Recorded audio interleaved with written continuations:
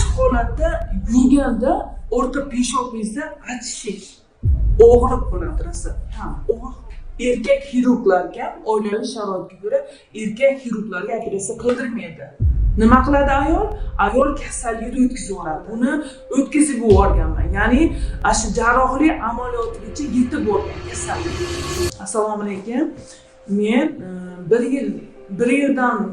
bir yildan ko'proq jija muammo, ya'ni gemoroid kasalligi bilan kasallanganim uchun Telegramdan, YouTube'dan bir ma'lumot o'qib oldim. Andijon temir yo'l shifoxonasida ayol xirurg, ya'ni proktolog doktor borligini bilib keldim va murojaat qildim. Doktor shifokor aytayaptiki, bu kasallikni o'tkazib yuborganman. Nimaga? Endi juda ayollarimiz, o'zbek ayollarimiz juda sabrli, toqatli, masalan, qanday og'riqlar bo'lsa ham har qanday holatdan chiqib ketadi. Shu jarrohlik amaliyotiga yetgungacha shu kasallik bilan qiynalib kelganman. Va ayol doktorni topdim.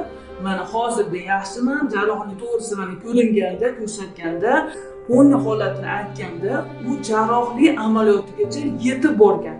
Gemoroid kasalligimiz, mana kasalligim yetib borganligi uchun jarrohlik yo'li bilan operatsiya qilindi va bartaraf qilindi. Ya'ni oldingi holatlarimdan ko'ra hozirda yaxshiman, zo'rman. Masalan, harakatlarim, ichki kelishlarim, qiynalmayman. Masalan, men og'riqlar bo'lsa ham oilaviy shifoxonaga sabr qiladi ayollar.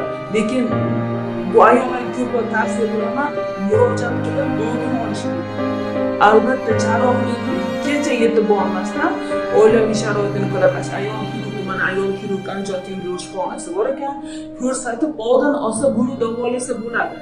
Buni davolab turib, bechina qilib, masalan 3 oylik bor, 5 oylik bechinalar qilib turib, jarrohlik qilmasdan o'tkazib yuborsa bo'ladi. Lekin mana bir yildan beri mana ayol doktor topolmaganim uchun, o'zim qiynalganim uchun meni holatim jarrohlik amaliyotiga yetib borgan.